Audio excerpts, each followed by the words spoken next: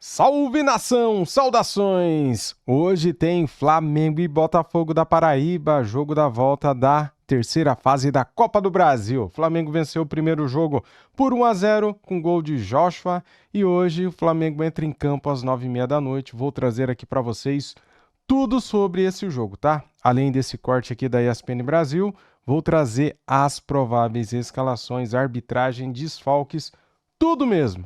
Será que o Flamengo vai jogar com time reserva misto ou titular? Fique aqui no vídeo até o final, tá bom? Deixa o like, seja bem-vindo, inscreva-se e ative o sininho. Quero dar os créditos para o canal Disney. Link na descrição como créditos ESPN Brasil. Simbora. Estão na nossa tela aqui Pedro, o Evair dos tempos modernos e também o professor Felipe Luiz, porque hoje tem Flamengo. A gente vai com a escalação agora? Vamos ouvir o Everton Araújo. Abel Neto, preste atenção, o Leão já tinha falado aqui para mim. Só que eu comecei a falar do samba, me empolguei, você começou a... Eugênio, você me distraiu. Começa a falar de samba enredo, eu me empolgo. É maravilhoso. Vander Pires está vendo a gente, manda um abraço para ele. Tá vendo? É. Mas eu queria imitar aquela voz dele. Vamos lá com o Everton. Um abraço para o Vander, grande torcedor do Fogão, hein? Então vamos lá com o Everton Araújo. Calendário bastante apertado, mas acho que a gente tem que manter sempre o foco, treinar cada dia melhor para poder virar a chave o mais rápido possível para dar o nosso melhor na próxima competição. É uma oportunidade para, além do resultado acontecer, o Felipe Luiz descansar alguns jogadores. A gente tem acompanhado essa maratona do Flamengo, que dentro de campo se reflete muito, né? No cansaço físico, baixa...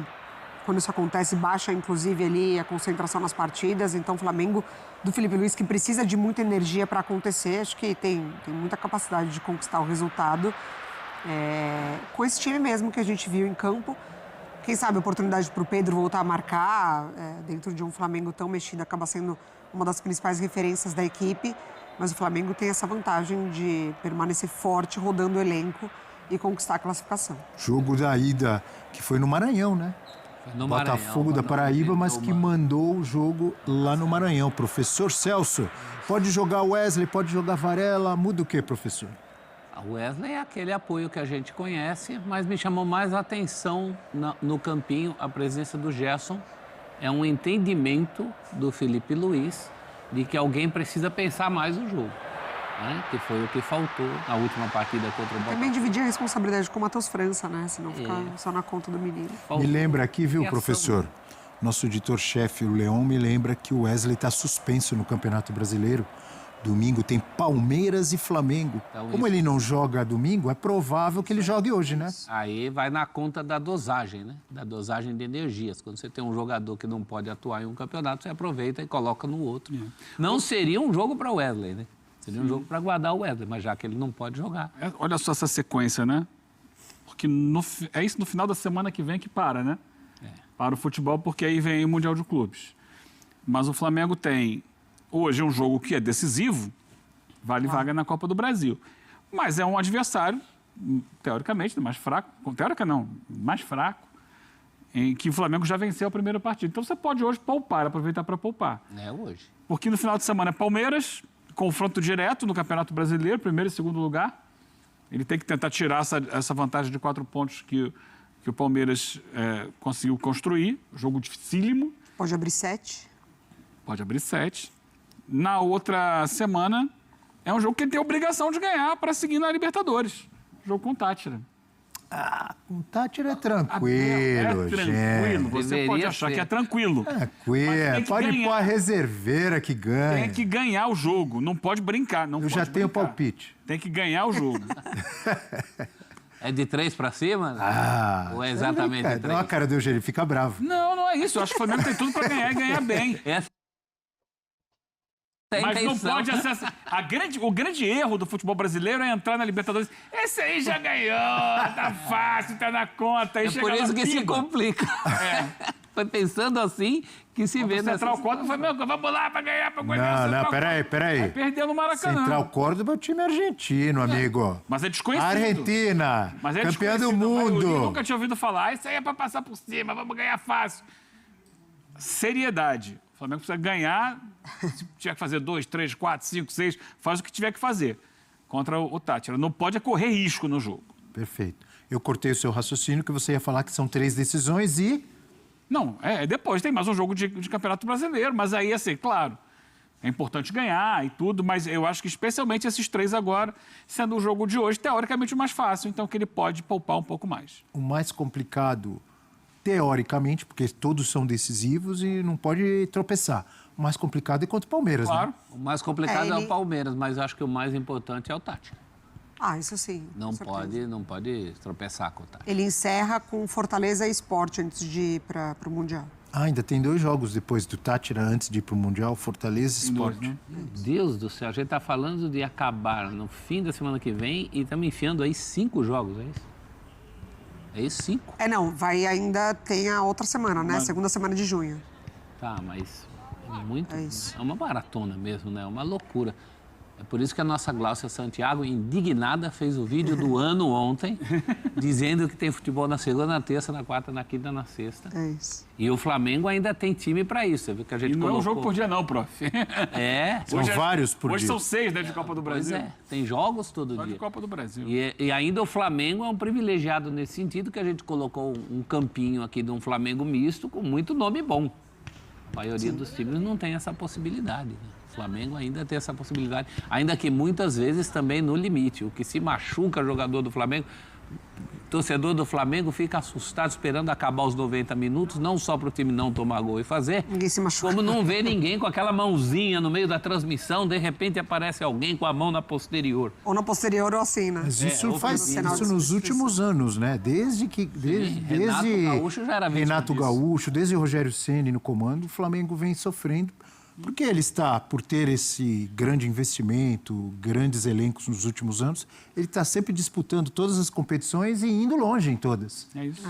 Né? Qual campeão? Então acaba 3 disputando frentes. muitos jogos, 3 frentes pelo menos. Fora as convocações para as seleções, que muitas vezes acabam lesionando jogadores que voltam e ficam afastados por um tempo. O Pedro foi assim ano passado, do ano passado para esse.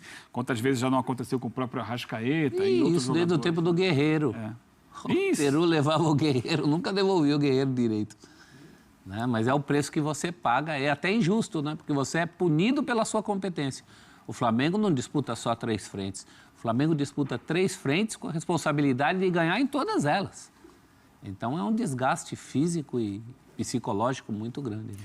Como você avalia, professor, o trabalho do Filipe Luís? Já era esperada essa oscilação? Como teve, por exemplo, na Libertadores, agora está mais tranquilo depois que ganhou o último jogo. Vai ter que ganhar do Tátira, mas deu uma estabilizada, correu um risco. Mas era esperado, está dentro do que se esperava o trabalho do Filipe Luís? Eu acho que está até acima, se você contar o pouco tempo de carreira, os títulos, a simbiose com a torcida em relação ao jeito de jogar e mais do que a instabilidade, me chama a atenção o jeito que ele pega no volante na hora da instabilidade. Não no volante jogador, mas no volante da nau que ele conduz, né? Embora a nau seja do Vasco, mas ele reage rapidamente a essas oscilações, ele dá respostas, ele analisa o jogo, ele percebe o que faltou na partida anterior. Então a gente falou muito, por exemplo, contra o Botafogo, faltou criação. Hoje ele já se preocupa em colocar mais jogadores para equilibrar o que faltou na partida anterior. Eu gosto muito do jeito que o Filipe Luís reage, gosto muito do jeito que ele vê os jogos, o jogo acaba, ele fala do jogo, com as qualidades e os defeitos, sim, sem medo de ser feliz e sem medo de ser infeliz também. Quando ele tem que botar o dedo na ferida, ele coloca, não vê cara. Teve o caso Pedro na semana passada, não ficou usando Pedro para jogar para a galera. Gosto muito do jeito que ele conduz. Tem que estar preparado porque a pressão é muito grande. Até às vezes antes de... Por exemplo, na semana passada eu e o Eugênio estávamos lá na cobertura, estávamos no Maracanã. E quando foi anunciado, por exemplo, a escalação e o Pedro estava no banco, não no estádio, mas você percebia nos bate-papos, nas redes sociais, já a galera cornetando, como é que pode para um jogo decisivo e tal. Ele foi na coletiva depois e explicou que era uma questão física. Ele assumiu riscos, né? Faz parte da função dele. Eu lembro, Abel, que quando foi cogitado o nome do Filipe Luís na seleção brasileira, a gente debateu aqui essa possibilidade, e eu dizia para você que era um técnico ainda muito jovem, sem experiência na função e que não tinha experimentado ainda as dificuldades do dia a dia de um treinador de futebol. Que ele até então praticamente ele não tinha perdido, né? Ele tinha mais título do que derrota. Não sei se continua sendo assim ou não, mas já perdeu depois no meio do caminho aí outras situações, outros jogos. E ele não tinha ainda sido obrigado a lidar com a cobrança, a crítica, o dia a dia, o desgaste com os jogadores. E ele está passando por isso. É natural, ele é muito bom técnico, ele tem um entendimento tático do jogo muito interessante, mas dirigir o Flamengo é muito pesado. Porque mesmo quando você ganha, você é criticado. E ele tem que tomar decisões, às vezes, difíceis. Eu mesmo fui contra ele ter deixado o Pedro no banco de reservas. Seu corneteiro! Nosso trabalho aqui é opinar. Num jogo que precisava de gol, hein? Exato. E a explicação não, porque o Bruno Henrique marca melhor. Mas o atacante, para mim, tem que fazer gol. Você tem o time inteiro para marcar. E não é que o Pedro não marque. Ele talvez marque um pouco menos do que o Bruno Henrique, mas você não pode colocar em cima de um jogador só. Não era só marcar, por exemplo, quando o adversário... Era pressionar lá a saída. Então. Ele pode pressionar menos que o Bruno Henrique, mas também quando ele tem a bola no pé dentro da área, ele tem mais conhecimento da área do que o Bruno Henrique. Mas deu tudo certo, o Flamengo passou, ganhou o jogo que tinha que ganhar, fez os 2 gols que precisava fazer. E ele, no final das contas, teve moral para chegar na coletiva e falar: o Pedro está fora, não depende dele entrar em ritmo. Agora, se não acontece o resultado, ele ia ter que se explicar diante de algo que ele não alcançou. Para a sorte dele, ele alcançou. Então é assim, a cobrança vai acontecer, quanto mais tempo ele tiver na frente do time do Flamengo, vai ter mais gente questionando as decisões dele, que às vezes serão certas e darão errado, às vezes serão erradas e darão certo, porque o futebol tem disso. O futebol tem isso, você pensa uma coisa e às vezes ela não acontece. Claro. E você não pensa e acontece e você comemora no final das contas. Porque tem a ideia e tem a execução, né? Não depende do técnico tudo, depende de uma parte. E ele vai ter que aprender, e eu acho que está aprendendo a, de repente, pegar uma resposta, uma pergunta na coletiva um pouco mais aguda, que ele tem que, às vezes ele já começou a dar uma variada aqui e ali, numa resposta ou outra. E isso vai criar casca nele. Ele está no processo de evolução e o Flamengo sabe disso. O torcedor do Flamengo talvez não entendesse que passaria por esses momentos de provação. Porque ele começa muito bem, está pronto. Ninguém está pronto com 3 meses de profissão. Ele está num processo evolutivo. Levantei a mão para fazer uma pergunta. Você sabe onde mais tem uma grande pressão? Igual ou talvez maior que a do Flamengo? Flamengo e Botafogo da Paraíba, onde assistir ao vivo, horário e escalações. Cara, nada de salto alto, hein? Nada de achar que já ganhou, que já passou, que já tá classificado, hein? Sabe por quê? É o seguinte, sabia que o Flamengo já perdeu para esse time do Botafogo da Paraíba em 1980? Foi no dia 7 de março.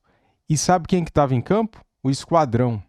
Zico em campo, naquele timaço do Flamengo que ganhava de todo mundo em 1980. É isso aí. Perdemos por 2-1 para esse time, então nada de saltinho alto. O Flamengo tem que entrar com seriedade, respeitar o adversário e jogar sério. Porque jogo é jogado e lambaria pescado, né? Vamos lá então, galera, para as informações e escalações aqui do Mengão. O Flamengo entra em campo hoje, 9h30 da noite, no Maracanã. O Maracanã não sei se vai estar lotado ou não, né? Não peguei aqui as parciais dos ingressos vendidos, mas mais tarde a gente deve pegar. Então é o seguinte, o Flamengo venceu a primeira partida por 1-0, com o gol do Joshua, e agora ele pode até empatar e avançar às oitavas de final da competição. Então, a transmissão será no Amazon Prime, tá? Se você não tem assinatura do Amazon Prime, então, sinto muito. Só se arrumar alguma outra forma de assistir aí, mas é exclusivo do Amazon Prime. Escalações prováveis: técnico Filipe Luiz. O Flamengo não terá força máxima para enfrentar o Botafogo da Paraíba. O desfalque mais recente é de De La Cruz, com lesão no joelho esquerdo, né? Depois de cumprir suspensão, o Gerson voltará ao time titular para evitar mais problemas físicos e diminuir o desgaste. O técnico Filipe Luiz poupará alguns de seus titulares no Maracanã. Temos aqui então a provável escalação. Gosto de mostrar o campinho, que fica mais legal. Matheus Cunha no gol, Wesley vai jogar porque foi suspenso e não pega o Palmeiras fim de semana. João Victor, Danilo, Ayrton Lucas, que não vem jogando, né? O Alexandre vem jogando muito bem, então o Ayrton Lucas hoje é reserva. Hoje não, já faz algum tempo, né? Gerson e Everton Araújo no meio, junto com Matheus Gonçalves, Michael, Everton Cebolinha e Pedro. Bem, cara, se o Pedro vai começar aqui de titular, por que o Pedro não começa contra o Palmeiras de titular? Não é controle de minutagem?